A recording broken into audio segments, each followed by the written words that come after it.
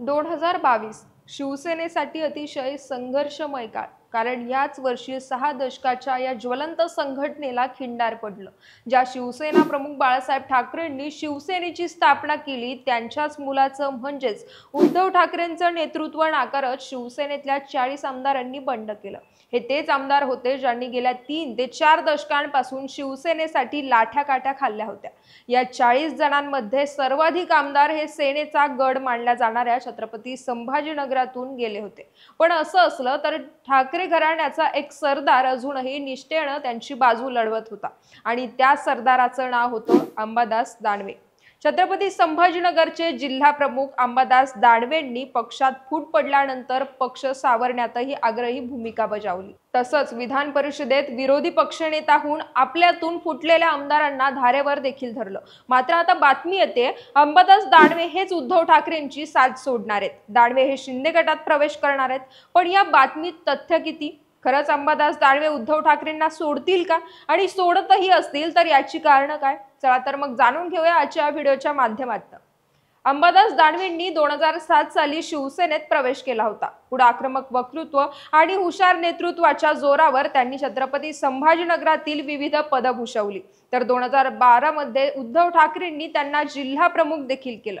पुढे त्यांची ओळख ही ठाकरेंच्या जवळच्या नेत्यांमध्ये होऊ लागली. पण असं असलं तरी त्यांचं आणि स्थानिक नेत्यांचं सूत काही जुळत नव्हतं. तत्कालीन खासदार चंद्रकांत खैरेंसोबत त्यांचे खटके हे वारंवार उडत राहिले. अशातच पक्षात फूट पडली आणि त्यानंतर तर इतरही नेत्यांनी दानवेंवर ताशेरे ओढत शिंदे गटात जाण्याचा निर्णय घेतला.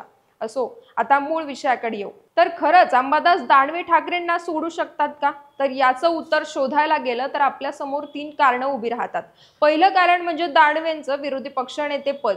विधानसभा निवडणुकीपूर्वी महाविकास आघाडी मोठ्या जोमात होती. लोकसभेत मराठा, दलित आणि मुस्लिम मतांचं मिळालेलं पाठबळ विधानसभेत आपल्याला सत्तेत पोहोचवणार असा भ्रम मव्याचा होता. मात्र झालं काही उलटच. मव्या अवघ्या 50 जागांवर गुंडाळला गेली तर महायुतीनं पुन्हा सरकार स्थापन केलं. आता गेल्या सरकारच्या कार्यकाळात विरोधात असलेल्या मव्याच्या 3ही पक्षांची काही फॉर्म्युले ठरले होते. त्या विधानसभेत काँग्रेसची संख्या जास्त असल्यानं त्यांचा विरोधी पक्ष नेता होता. मात्र विधान परिषदेत विरोधी पक्षनेते पद हे ठाकरे गटाला देण्यात आलं होतं. आता यंदाच्या निवडणुकीत ठाकरे गट 20 आमदारांसह मव्याचा सर्वात मोठा पक्ष झालाय. त्यामुळे ते आता विधानसभेच्या विरोधी पक्षनेते पदावर दावा करणार असल्याचं कळतंय. मात्र यासाठी ठाकरेंना अंबादास दानवेंकडे असलेलं विधान परिषदेतील विरोधी पक्षनेते पद काँग्रेसला द्यावं लागणार आहे. त्यामुळे कुठेतरी राज्याच्या राजकारणात अंबादास दानवेंचं महत्त्व कमी होण्याची शक्यता आहे. मग असं असेल तर दानवे हे शिंदे गटात प्रवेश करण्याची शक्यता नाकारता येत नाही. ते शिंदे गटात प्रवेश करून आपल्या पदरात एखादं मंत्रिपद पाडून घेऊ शकतात. त्यामुळे त्यांचं राज्याच्या राजकारणातलं महत्त्व हे टिकून राहील. दुसरं कारण म्हणजे आमदारकीची संपणारी मुदत.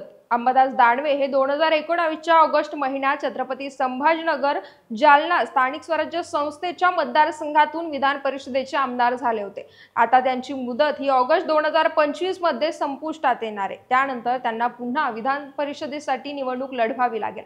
मात्र इथं एक अडचण आहे. गेल्या वेळी दानवेंच्या मागे एकसंघ शिवसेनेची ताकद होती. मात्र आता शिवसेनेची 2 शकलं झाली आहे. तसंच जालना आणि संभाजीनगर जिल्ह्यात शिवसेना ठाकरे गटाकडे एकही आमदार राहिला नाहीये. शिवाय बऱ्याच नगरसेवकांनी आणि सहकारी संस्थांनी आपलं समर्थन हे महायुतीला दिलंय. त्यामुळे दानवेंचं पुन्हा निवडून येणं अवघड दिसतंय. अशा त्यांना जर पुन्हा आमदार व्हायचं असेल तर त्यांच्या समोर शिंदे गटाचाच पर्याय दिसतोय. तिसरं कारण त्यांचे आणि महायुतीतल्या शीर्ष नेतृत्वाचे असलेले संबंध.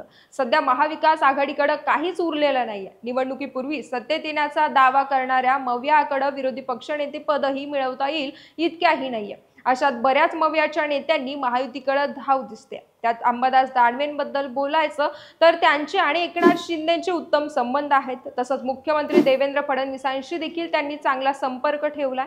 मग अशात मव्याची अस्ताकडे जाणारी नौका पाहून त्यांच्या शिंदे गटात जाण्याच्या शक्यतांना नाकारता येत नाही.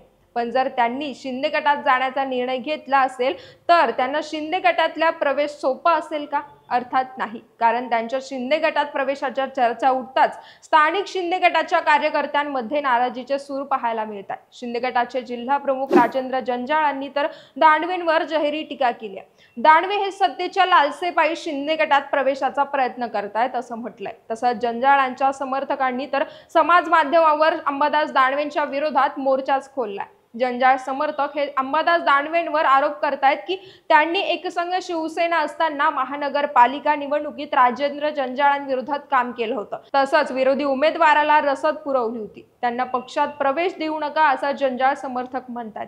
पण आता काय होणार हे तर येणारा काळच सांगेल। तोपर्यंत तुम्ही सांगा, खरंच अंबादास दानवे शिंदे गटात प्रवेश करतील का? जर केलाच तर शिंदे गटातील स्थानिक नेते काय भूमिका घेणार? तुमचं मत कमेंट्समध्ये नक्की कळवा।